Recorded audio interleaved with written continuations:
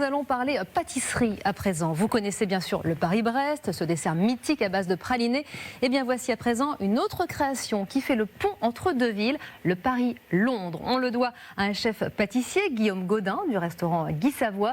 Il deviendra bientôt un incontournable à la table de l'ambassade de France au Royaume-Uni et de l'ambassade britannique à Paris. Marie Boyer et Sacha Zilinski se sont régalés avec les yeux.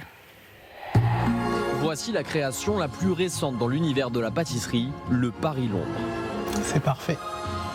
Un dessert né d'un concours organisé il y a 3 mois par l'ambassadrice de France au Royaume-Uni. L'objectif, créer un gâteau symbolisant l'entente entre les deux nations.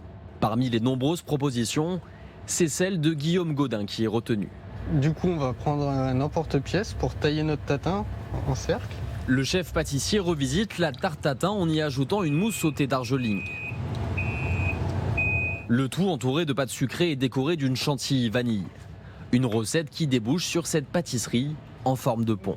C'est le symbole pour relier deux parties, deux rives en fait. Certains y voient même en fait le tunnel sous la Manche. Le Paris-Londres fait partie des pâtisseries toponymiques, des desserts mentionnant le nom des villes ou des régions d'origine. Le plus connu, le voici, le fameux Paris-Brest ou l'histoire d'un succès qui traverse les décennies. 1891.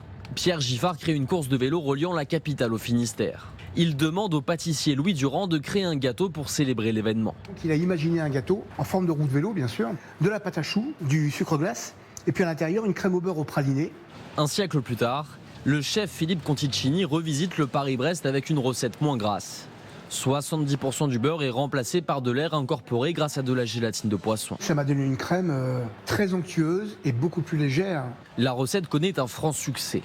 C'est la deuxième pâtisserie la plus vendue par le chef. Le praliné était vraiment succulent, vraiment très très bon. Et j'ai envie de dire, dans la période actuelle, ça fait du bien, un petit peu de réconfort. Paris-Londres, Paris-Brest, Saint-Honoré ou encore la Tropézienne. Autant de desserts pour vous faire voyager, au moins gustativement.